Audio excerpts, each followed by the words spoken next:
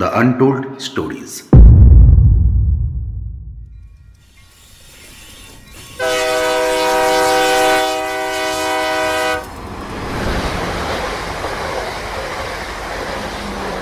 জীবনে মানুষের ওপর ঘেন্না ধরে গেছে রে রাখাল।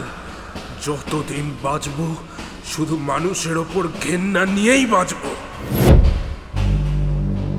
নেপাল বাড়ুজ্যেকে কেউ কখনো হারাতে পারেনি। তার দেহে আঁচড় দেওয়ার সাধ্য ছিল না কারোর। তার মৃতদেহ জন্তুরা আঘাত করবে।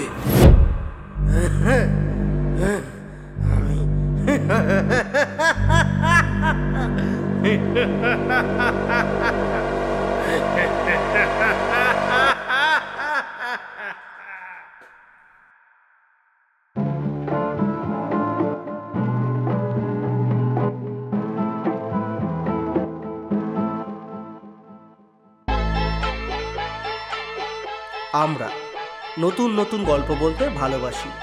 রহস্য, রোমাঞ্চ, কল্পকাহিনী, ভয়, প্রেম, হাসি, সামাজিক গল্প, এছাড়াও প্রবন্ধ, রম্যরচনা, ইতিহাস, সমগ্র সাহিত্য জুড়ে আমাদের প্রয়াস। তাই সাথে থাকুন, শুনতে থাকুন দ্য আনটোল্ড স্টোরিজ। আমাদের আজকের গল্প সৈয়দ মুস্তাফা সিরাজের জিজ্ঞাসা। সৈয়দ মুস্তাফা সিরাজ জন্মগ্রহণ করেন 4 অক্টোবর 1930, মৃত্যু 4 সেপ্টেম্বর 2012। তিনি ছিলেন একজন বিশিষ্ট ভারতীয় বাঙালি লেখক। 1994 সালে তিনি তার অলিক মানুষ উপন্যাসের জন্য সাহিত্য একাডেমি পুরস্কার লাভ করেন, যা তার জীবনের সবচেয়ে প্রশংসনীয় একটি কাজ হিসেবে বিবেচিত হয়। 2005 সালে চলচ্চিত্র পরিচালক অঞ্জন দাস তার রানীঘাটের বৃত্তান্ত ছোট গল্প অবলম্বনে ফালতু ছবিটি নির্মাণ করেন। তিনি প্রায় 150টি উপন্যাস এবং 300টি ছোট গল্প রচনা করেছেন। তিনি গোয়েন্দা চরিত্র কর্নেল নীলাদ্রি সরকারের স্রষ্টা। তার ছদ্মনাম ইবলিস। গল্প পাঠে সুরজিৎ প্রামাণিক, অন্যান্য চরিত্রে ময়ূখ চ্যাটার্জি এবং প্রীতম ভট্টাচার্য, আবহ পরিকল্পনায় মিস্টার ভোম্বল। শুরু করছি আমাদের আজকের গল্প জিজ্ঞাসা।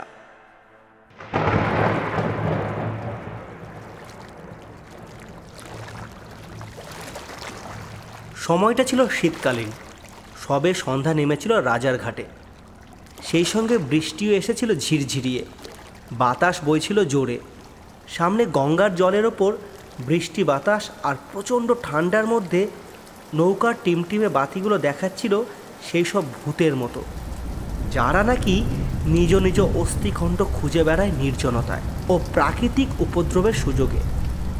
নেপালবাবুর মরাটা নিয়ে ওরা 4 জন বসেছিল ঘাটবাবুর আটচালায়। 4 জনের 3 জনই যুবক, অন্যজন পৌর। আটচালায় আরও জনাকয় লোক ছিল। তারা কেউ শহর ফেরা ব্যাপারী, কেউ মামলাবাজ, আরও কয়েকজন। বৃষ্টির আকস্মিকতা না থাকলে ওরা সবাই তা আকস্মিক ভেবে বিরক্ত ও বিষণ্ণ হয়ে পড়েছিল। কেউ কেউ বিড়ি সিগারেট টানছিল, কেউ কেউ বিড়বিড় করে গাল দিচ্ছিল। সারাটা দিন আকাশ ছিল মেঘলা। উত্তরাগত বাতাসের দাপট ছিল অসাধারণ। তাই এতক্ষণে বৃষ্টি নামবার সম্ভাবনা তো ছিলই একরকম। ঘাটবাবুর ঘরে মাচার সামনে এতক্ষণ যে ডেলাইটটা ঝুলছিল, বৃষ্টির ছাঁট বাঁচাতে সেটার সামনে ত্রিপল টাঙিয়ে দেয়া হলো। আশেপাশের চায়ের দোকানগুলো ঝাঁপ নামাতে বাধ্য হলো। হাইওয়ের দুপাশে গভীর নয়নাজুলিতে নির্বোধ ব্যাঙের ডাকও শোনা যাচ্ছিল। বড় বড় গাছগুলো দুলছিল। শো শো শব্দ হচ্ছিল চারপাশে। ঠান্ডা অন্ধকারে রাজার ঘাট একসময় ডুবে গেল। আটচালায় নেপালবাবুর মরা ছুঁয়ে যে 4 জন বসেছিল, তাদের বুক টিপ টিপ করছিল। এপারেই কয়েকশো গজ দূরে আগাছার ঝোপ পেরিয়ে শ্মশান, শিয়রে তার বুড়ো বট, চারপাশে ছড়ানো তার শাখা প্রশাখা ও ঝুড়ি, তার ওপাশে বাঁশের বন। ডোমের আটচালা এখন শূন্য হয় স্বাভাবিক। সতু ডোম ঘাটের কাছে তার বাড়িতে বউ বাচ্চা নিয়ে সম্ভবত নেশা ভান করছে। ওকে খবর দেওয়া একরকম ঝক্কিকর। কাছাকাছি কাঠগোলাও নেই।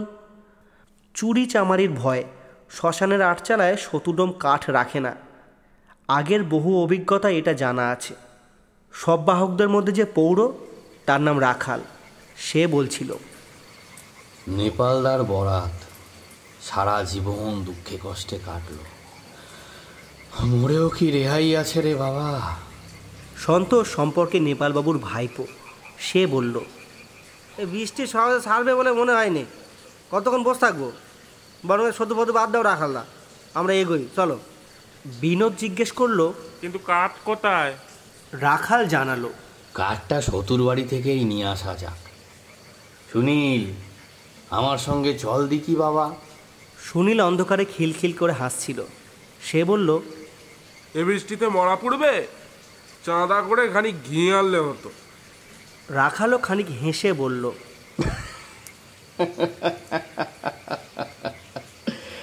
আর ঘি? আরে নেপালদার জন্য চাঁদার নাম শুনলে রানীচক তেড়ে মারতে আসতো না? সে কথা ঠিকই, 36 জাতের উচ্ছিষ্ট খেকো, তাই গুন্ডা ডাকু মানুষই নেপালদা। মদ মেয়ে মানুষ তো সামান্য ব্যাপার, কোনো দুষ্কর্মই বাকি ছিল না জীবনে তার। ওরা চারজনের নেপালবাবু সম্পর্কে এই কথাই ভাবছিল। ভাবতে ভাবতে ওরা মরাটার ওপর বিরক্তও হচ্ছিল। 5 মাইল পথ ওরা সেটা বহন করেছে। পুড়িয়ে ফিরে গেলে আবার কি অনিশ্চিত ভবিষ্যৎ আছে তা কেউ জানে না। যে মরা কেউ ছুঁতে পর্যন্ত যায়নি, বরং অনেকে পরামর্শ দিয়েছে পঞ্চায়েতের খরচায় মুদ্দ ফরাস দিয়ে মাঠের ভাগাড়ে ফেলে আসতে। সেই মরা ওরা চারজনে গঙ্গা তীরে নিয়ে এসেছে। কোন আকস্মিক উৎসাহ রানীচকের অজস্র মানুষের মধ্যে মাত্র এই 4 জন মানুষকেই এমন কাজটা করালো, ওরা তা বলতে পারে না। শুধু মনে হয় পৃথিবীতে নানা রকম মানুষই তো থাকবার কথা, কত রকম মতামত, কত সব বৈচিত্র্য। এদের পরস্পরের কথা বলতে শুনে অন্যান্য লোকগুলো ক্রমে ক্রমে নীরবতা ভাঙল। এরা যেন জানতই না এতক্ষণ যাবৎ এরা একটা মরার পাশে আশ্রয় নিয়েছে। কে গেলেন গো? প্রথম প্রশ্নটা উঠল কোণের দিকে। রাখাল জবাব দিল, রানীচকের। রানীচকের তো অনেককেই চিনি, নাম? একটুখানি বিরক্ত চেপে রেখে রাখাল বলে, নেপাল বাড়ুজ্জে। প্রশ্নকর্তা অন্ধকারে খসখস করে নড়ে যেন, বলে, নেপাল বাড়ুজ্জে মারা গেলেন? আশ্চর্য। অন্য একজন বলে, আশ্চর্যের আছেটা কে? মানুষকে মরবে না? না, তা বলছি নে, কিন্তু নেপাল বাবু। ও নেপাল বাবুই বলুন আর এই বলুন, ওই একই কথা। তা নেপাল বাবুটি কে? রাখাল বিরক্ত হয়ে বলে, আপনার মুখেই তো জবাব রয়েছে, একই কথা না কি বলেন না? হেঁড়ে গলা অপ্রস্তুত হাসবার চেষ্টা করে। মানে মৃত্যুর পর তো সবাই সমান, তবে জীবিতকালের একটা পরিচয় থাকে কিনা? রাখাল শান্ত স্বরে বলে, হ্যাঁ থাকে। নেপালদার পূর্বপুরুষ ছিলেন জমিদার। অবশ্যই নেপালদা ছেঁড়া কাঁথায় মানুষ হয়েছিলেন, তবে ছেলেবেলায় অনাথ হলে যে দশা হয়। কথা কেড়ে নেয় প্রথম প্রশ্নকর্তা। লোকে ওর নাম দিয়েছিল নেপাল গুন্ডা, স্বদেশীয় করেছিল কিছুকাল। কেন যে ছেড়ে দিলেন তাহা জানি না। একবার এই ঘাটের উপর একটা পুলিশ খুন করেছিলেন, ফের খুনো খুনি, গুন্ডামি, রাহাজানি। অনেক কিছুই তো জানেন দেখছি। তো মশাইয়ের নাম? কোথায় থাকেন? চিনবেন না, তবে নেপাল বাবুকে আমি চিনতাম। শুধু দূরের চেনা নয়, প্রায় প্রতিদিনই আমাদের দেখা সাক্ষাৎ হতো বলতে পারেন। তারপর একটা বিশ্রী ঘটনায় ব্যাপারটা ছেদ পড়ে গেল।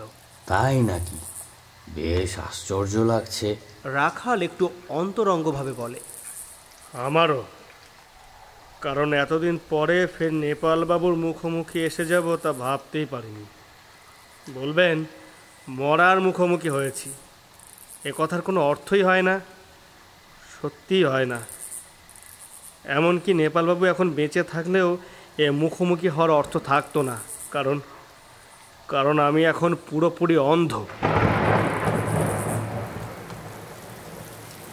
অন্ধকার আটচালায় হঠাৎ সমস্ত স্পন্দন কিছুক্ষণের জন্য থেমেছে।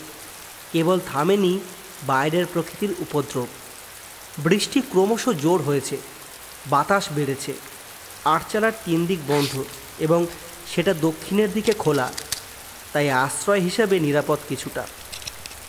দেশলাই জেলে সিগারেট ধরাচ্ছিল লোকটা, যেন তার উক্তির যথার্থ প্রমাণের জন্যই সিগারেট জ্বালাচ্ছিল। সেই স্বল্প ক্ষণস্থায়ী আলোয় দেখা গেল ওর নাকের দুপাশ থেকে কপালের ভুরু অবধি এক পোঁচড় পোড়া কালচে মাংস। দুটি চোখের কোণে চিহ্ন খুঁজে পাওয়া কঠিন, সম্ভবত কোনো বীভৎস দুর্ঘটনার ফলেই এমন অবস্থা। কিন্তু হঠাৎ আলোর ঝলকে দেখা ওই মুখ বড় বীভৎস দেখালো। শ্মশানে অলৌকিক পিশাচের চেহারা বুঝি এমনই। এই পরিবেশের মধ্যে ওই মুখের উপস্থিতি, বিশেষত একটা মরার পাশে, বিস্ময় তক্ষুনি আতঙ্কে মিশে এদের সবার মনে একটা ঘোরতর অসুচিতা ছড়িয়ে দিয়েছে। সবচেয়ে কম বয়সে সুনীল বলে ওঠে, রাখালদা, চলুন সতুকে ডেকে আনি। ব্যাপারীদের কেউ বলে, তো এখন মাঝগাঙে সাঁতার দিচ্ছে বাবু, বৃথা চেষ্টা, খানিক অপেক্ষা করুন বরং, অকাল পাতলা ছেড়ে যাবে শিগগির। রাখাল ভাবছিল অন্য কথা। অন্ধের মুখটা তার পরিচিত মনে হচ্ছিল। অন্ধ হওয়ার আগেই কোথায় লোকটিকে সে দেখেছে। ওই কপাল, ঠোঁট, চিবুক বেশ বেশ চেনা চেনা মনে হয়। সে একটু গলা ঝেড়ে বলে, মশাইয়ের পরিচয় পেলাম না, কিন্তু কোথাও দেখেছি মনে হচ্ছে। অন্ধ হাসল। সাবধানে হাতের তালুয়ে সিগারেটের ছাই ফেলছিল সে। দেখা গেল জ্বলন্ত দেশলাই কাঠিটা এখনও তার হাতের তালুতেই রয়েছে। আশ্চর্য সহ্য শক্তি। ব্যাপারী আবার বলে, কাঠিটা জেলে রেখেছেন, ফেলে দিন। তার কথায় আমল দিল না অন্ধ। হাসি থেমেছিল তার।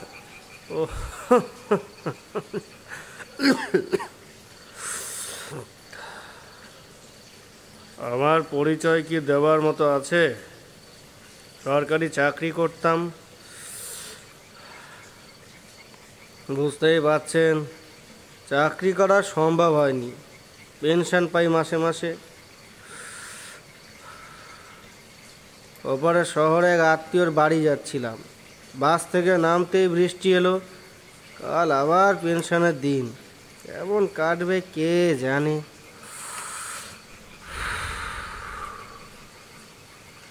অন্ধ মানুষ এই দুর্যোগের রাতে কিভাবে কাদায় পিছল ঘাটে নৌকোয় চাপবে, সেই ভাবনা। ব্যবসায়ীদের একজন বলে ওঠে, ঘাট বাবুকে বলে কই একটা নৌকো দিতে বলি বাবু, কি বলেন? মাঝিগুলো সব সুখের পায়রা। রাজার ঘাট এক আজব জায়গা, হ্যাঁ, একটুখানি বেগতিক দেখলেই লগি তুলে একদম বসে থাকবে ওরা, কেউ একটু নড়বে চড়বে না। অন্ধ বলে, না না থাক, অসময়ে বৃষ্টি, ও ছেড়ে যাবে এক সময়। তাছাড়া আমাকে খুব একটা অসহায় ভাববেন না, কিন্তু এই ঘাটের প্রতিটা ছবি আমার মুখস্থ। শরীরে জোর এখন একটু কমেনি, চোখটাই শুধু যা গেছে। হঠাৎ রাখাল ঝুঁকে যায় অন্ধের দিকে। মশাই কি মণিবাবু দারোগা? ছিলাম। আপনার এই অবস্থা হলো কিসে? অস্পষ্ট গুঞ্জন শুরু হয়েছিল চারপাশে তৎক্ষণাৎ। মণিবাবু দারোগা, সেই মণি দারোগা! কি সর্বনেশে কাণ্ড! জেলার যেসব থানায় এই ভদ্রলোক গেছেন, বাঘা বাঘা অপরাধী দেশ ছেড়ে পালিয়েছে। তার উপর স্বয়ং বদনামও বড় কম অর্জন করেননি। মদ, মেয়েমানুষ, জুয়া, সর্ববিষয় একেবারে বিশারদ। রাখালের বিস্ময় আস্তে আস্তে বিষণ্ণতায় মিলিয়ে পড়েছিল। নেপালদার ঘোর প্রতিদ্বন্দ্বী শত্রু মণি দারোগা আজ অন্ধ। ব্যাপারটায় কোনো আইন বেআইনের প্রশ্ন থাকলে ভাববার মতো কিছু খুঁজে পাওয়া যেত না। রাখালের মনে হচ্ছিল, শর্মা যদি এখন ঠিক এমনি আকস্মিকভাবে এখানে থাকতো, তাহলে সম্পূর্ণ হতো নাটকটা। মণিবাবুকে জিজ্ঞেস করবে নাকি শর্মা কোথায়? উনি নিশ্চয় জানেন। রানীচক থেকে যে রাতে নেপালদার আদেশে রাখাল গর্বিণী সরমাকে শহরের হাসপাতালে নিয়ে আসছিল। সেই রাতেই পথে মুখোমুখি পড়ে মণি দারোগার। বাঁকের মুখে আলো দেখে পাশের ঝোপে লুকিয়ে পড়ে দুজনে। হাসপাতালে সরমার একটি ছেলেও হয়েছিল। সে ছেলের মুখে নাকি নেপালদার কোনো চিহ্ন ছিল না। নেপালদা রাখালকে ইশারায় যে কথাটা বলেছিল সেটা হলো,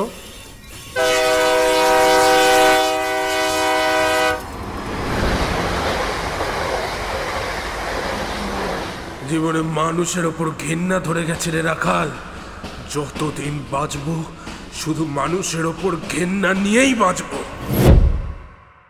ছোট তরফের বিধবা জমিদার গিন্নি সরমার নামে গাজনের ছড়া আর সং কম কাটেনি লোকে। সে আজ কত দিনের কথা। রাখাল বলে, আচ্ছা মণিবাবু, আপনার চোখ অন্ধ হলো কেমন করে? হ্যাঁ, আগুনে পুড়ে। রাখালের ইচ্ছে হলো সে বলে, শুয়োর কিসের আগুন? পারল না। সুনীল উঠেছে ওদিকে। সে হাত বাড়িয়ে বাইরে বৃষ্টির আঁচ করছিল। বলল, আচ্ছা বলছিলাম যে কে আসবে এসো। এই সতু ব্যাটা না এলে আমরাই বরং কাঠ নিয়ে চলে আসব। খানিক পরেই কাঠ এসে যায়। সতু আসে না, কিন্তু কাঠের বোঝা এক সমস্যা হয়ে দাঁড়ায় শেষে। মাত্র 4 জন মানুষ। 4 জনই দৈহিক শক্তিতে খুব একটা পটু নয়। ক্লান্তিতে উদ্বেগে ওরা কাতর। অগত্যা মরার ওপর কাঠের বোঝাটা রাখবার মতলব করেছিল ওরা। সেই সময় অন্ধ মণিবাবু বলে, বলছি কিছু যদি মনে না করেন আমি কাঁধ লাগাতে পারি। সকলেই হাহা করে ওঠে। সে কি আপনি কেন যাবেন? আপনি যাবেন? তাহলে কে যাবে? কে যাবে? এই রাত্রিবেলা আমি যদি না যাই তাহলে কে যাবে? মণিবাবু কর্কশ কণ্ঠে বলেন, প্রকৃতপক্ষে যাবার লোক একজনও নেই। ব্যবসায়ীরা বলেন, আমরা মুসলমান মানুষ, নইলে তো কোনো ভাবনাই ছিল নি, চলে যেতাম। বাকি লোকগুলো নানা ওজোর দেখাতে থাকে। কেউ বুড়ো মানুষ, কেউ বাতের ব্যথায় ভুগছেন, কেউ নাকি সদ্য জ্বর ছেড়ে পথ্যি করেছে ইত্যাদি। এই দুর্যোগের রাতে অপরিচিত একটা মানুষের মরা, তাতে কাঁধ বা কে লাগাতে রাজি হবে বলুন তো? অগত্যা সুনীলের মাথার ওপর প্রকাণ্ড কাঠের বোঝা। বাকি 4 জনও টলতে টলতে যাচ্ছিল কাদার পথে। বৃষ্টিতে ভিজে যাচ্ছিল ওরা। মরাটাও ভিজছিল। আগাছার জঙ্গল পেরিয়ে বুড়ো বটের প্রান্তে ওরা পৌঁছলো। তারপর ডোমের আটচালায় মরাটা নামালো। মণিবাবু বলল, বরং বটতলায় চিতা সাজিয়ে ফেলুন, বৃষ্টিতে জ্বলবে না অন্য কোথাও। কিন্তু কেরোসিন এনেছেন তো? কেরোসিন? এরা মাথা নাড়ে। কেরোসিন তো দূরের কথা, একটা হেরিকেন আনবার কথাও কারোর মাথায় ছিল না। একটা পাপের পিণ্ড যত দ্রুত পারে রানীচকের সামাজিক মাটি থেকে তুলে সরিয়ে আনতেই এরা যেন ব্যস্ত হয়ে উঠেছিল। এরা বুঝতে পারে সমাজের প্রতি তাদের ভয় একটু অতিরিক্ত মাত্রায় যেন রয়ে গেছে, নাকি যে দ্রুততায় মানুষ আতঙ্কের বস্তু ঝেড়ে ফেলে পা থেকে। রাখাল যেন পায়ে জড়িয়ে যাওয়া একটা মরা গোখরো ঝেড়ে ফেলবার ব্যস্ততায় এই নেতৃত্ব নিয়েছিল। তার সব সাহস ও উদারতার মূলে কৃতজ্ঞতা ছিলই না মোটে, ছিল যেন বা এক আতঙ্কের বিভ্রম। এখন তার ইচ্ছে করে মরাটা অগত্যা জলেই ফেলে দেবে। মরবার সময় নেপালদা বলেছিল তাকে যেন দয়া করে তাকে পোড়ানো হয়। গলার ঘর ঘর শব্দ হচ্ছিল তখনও। সেই করুণার জন্যে তার কি ব্যাকুল আবেদন! সে বলতে চেষ্টা করছিল, নেপাল বাড়ুজ্যেকে কেউ কখনো হারাতে পারেনি। তার দেহে আঁচড় দেওয়ার সাধ্য ছিল না কারোর। তার মৃতদেহ ঝুন্তুরা আঘাত করবে, এটা যে উচিত নয়। রাখালেরও মনে হয়েছিল সে কথা, কিন্তু দৈব প্রতিকূল। মণি দারোগা বলে, আমি অন্ধ, আপনারাও তদ্রূপ। কেউ কিচ্ছু দেখতে পাচ্ছি না। এমনকি নেপাল বাবু তিনিও কিছু দেখতে পাচ্ছেন না। এই বিচিত্র পরিস্থিতি। হঠাৎ রাখাল বলে ওঠে, সরমাদি কোথায় মণিবাবু? শুনেছিলাম হাসপাতাল থেকেই সে উধাও হয়েছিল। হ্যাঁ। তারপর তার সেই ছেলেটি কি বেঁচে ছিল? না, শর্মা পরে মারা যায়। সে কি? হ্যাঁ, হয়তো ভুলের প্রায়শ্চিত্ত করতে আগুনে জেরে দিয়েছিল নিজের দেহটাকে। আমি তার জ্বলন্ত দেহ জড়িয়ে ধরেছিলাম, সেই বোকামিতেই আমার চোখ দুটো গেল। কিন্তু কিন্তু আমার জ্বালা রাবণের চিতার মতো রয়ে গেল, বুঝলেন? রাবণের চিতার মতো। ভাবলাম যদি কোনোদিন নেপাল বাড়ুজ্জেকে সামনে পাই। একটু চুপ করে থেকে রাখাল বলে, একটু আগে আপনি বলেছিলেন আমরা কেউ কিছু দেখতে পাচ্ছি না। হ্যাঁ, অন্ধকার বড় বেশি, তাই না? তা নয় মণিবাবু, আমি কিন্তু দেখতে পাচ্ছি। আপনি সরে আসুন। একটা নড়াচড়ার শব্দ ওঠে। মণিবাবু হাঁফাতে হাঁফাতে বলে, এ কি কি দেখতে পাচ্ছেন? কি দেখতে পাচ্ছেন আপনি? কি? রাখাল হিংস্রভাবে চিৎকার করে, সন্তোষ, সুনীল, বিনোদ, তোরা ওকে ঘিরে দাঁড়া, পালাতে দিস নে পিশাচটাকে।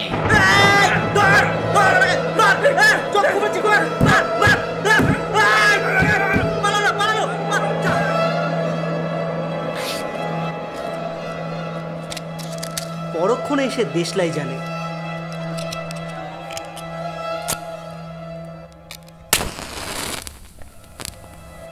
সেই আলোয় দেখা যায় দৃশ্যটা। এতক্ষণ ধরে মণি দারোগা মরা দুটো চোখ খুবলে তোলবার চেষ্টা করছে। তার দুটো আঙুল, হাতের তালু এবং মরার মুখটা কালচে রঙে বিভৎস হয়ে গেছে।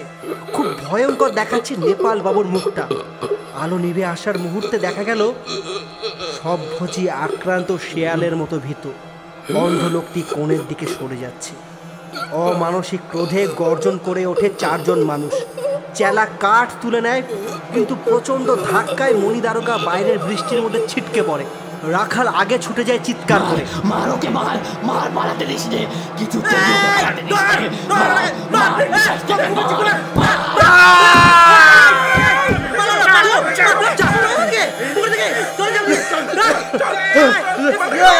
গঙ্গার কিনারায় পৌঁছে মণি দারোগা হঠাৎ ঝাঁপ দেয় জলে।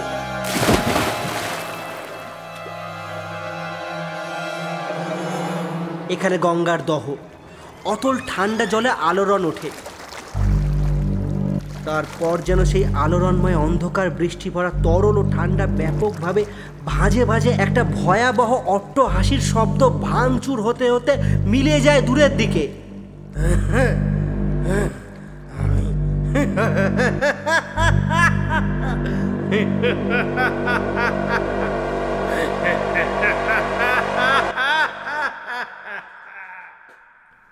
সিক্ত দেহ খরগোশের মতো কান খাড়া করে ওরা চারজন নিঃশব্দে দাঁড়িয়ে থাকে শুধু।